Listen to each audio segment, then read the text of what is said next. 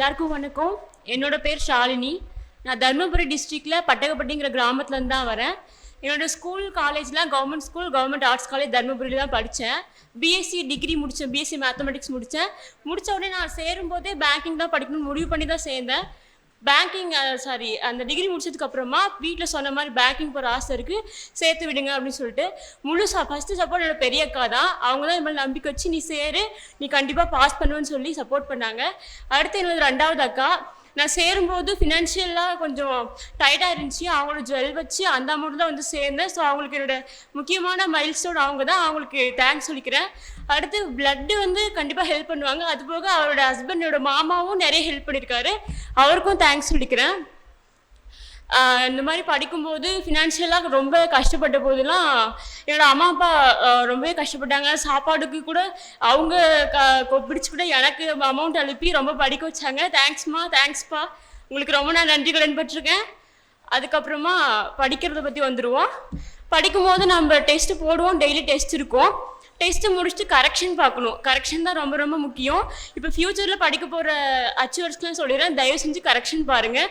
Correction தான் உங்களுக்கு mark improve பண்ணுறதுக்கு ரொம்ப ஹெல்ப் பண்ணும். அதுக்கடுத்தது பேங்கிங் படிக்கிறோம். நிறைய பேர் வந்து பேங்கிங் படிப்பாங்க, குரூப் எக்ஸாம் படிப்பாங்க.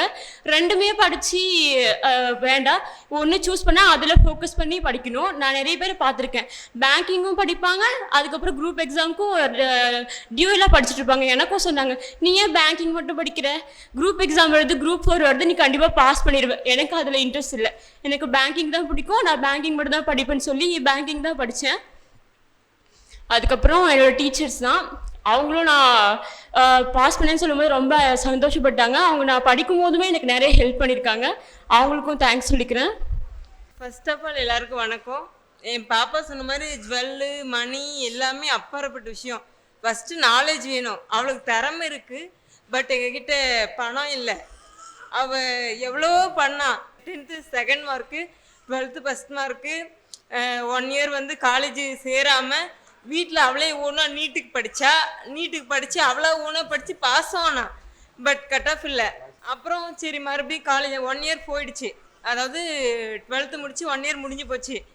நெக்ஸ்ட்டு போய் காலேஜ் ஜாயின் பண்ணால் பிஎஸ்சி மேக்ஸ் ஜாயின் பண்ணி காலேஜ் முடிச்சுட்டு டைப்பிங் ஹையர் லோயர் முடித்தா, கம்ப்யூட்டர் கோர்ஸ் முடித்தா, காலேஜ் அதாவது முடிச்சுக்கிட்டு, அதாவது ஷிஃப்ட்டு மாதிரி college, government arts college Dharmapuri தான் படித்தா. ஷிஃப்ட்டு காலையில் காலேஜ் முடிச்சுட்டு மதியத்துக்கு மேலே கம்ப்யூட்டர் கோர்ஸ் 3 மாதம் முடித்தா, டேலி கிளாஸ் முடித்தா, டைப்பிங் முடித்தா. அவளால் என்னென்ன பண்ண முடியுமோ, எவ்வளோ செய்ய முடியுமோ எல்லாமே செஞ்சா. அது வந்து என்ன சொல்கிறது, திறமை இருக்கணும். எங்கே போனாலும் சாதிக்கிறதுக்கு திறமை இருக்கணும். பணம் எல்லாம் அப்பாற்பட்ட விஷயம். இன்னைக்கு போக நாளைக்கு சம்பாதிச்சுக்கலாம், பட்டு திறமை வேணும். என் பாப்பாவுக்கு திறமை இருக்குது. எங்களால் அவள் ஆசைப்படுறது டாக்டர் ஆசைப்பட்டா. எங்களால் மணி வந்து அவ்வளோவா இல்லை.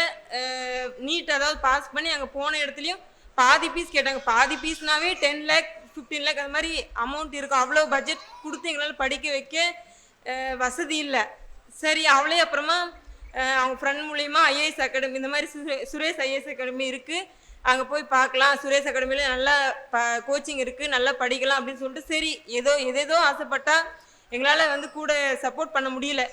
பட் இது வந்து அவளாக தேர்ந்தெடுத்து அவளாக உள்ளே போனால் சரி இதுலையாவது கொஞ்சம் அவளுக்கு வந்து நம்ம சப்போர்ட் பண்ணலான்னு சொல்லிட்டு எங்களால் முடிஞ்சது சின்ன விஷயந்தான். அதாவது அவள் சொன்ன மாதிரி செயினோ நகையோ பணமோ சப்போர்ட்டோ எல்லாம் அப்பாற்பட்ட விஷயந்தான். எங்களால் முடிஞ்ச சின்ன சின்ன ஃபினான்ஷியல் சப்போர்ட் பண்ணோம். பட் முழுக்க அவளோட உழைப்பு இருந்தனால தான் இந்த இடத்துல வந்து நிற்கிறா. எங்கள் ஃபேமிலி வந்து இந்த இடத்துல நிறுத்தி இவ்வளோ பெரிய பாராட்டுக்கு எங்களை வந்து நிறுத்தி வச்சிருக்கா. அதுக்கு நாங்கள் அவளுக்கு பெருசாக கடமைப்பட்டிருக்கோம். இதுக்கு மேலே அவள் சாதிப்பா. இதுக்கு மேலே எங்களுக்கு நாங்கள் கொடுத்ததை விட அவள் டபுள் மடங்காக பண்ணுவா. போதும். இதுக்கு மேலே எனக்கு பேச வார்த்தை வரலை, அவ்வளோதான்.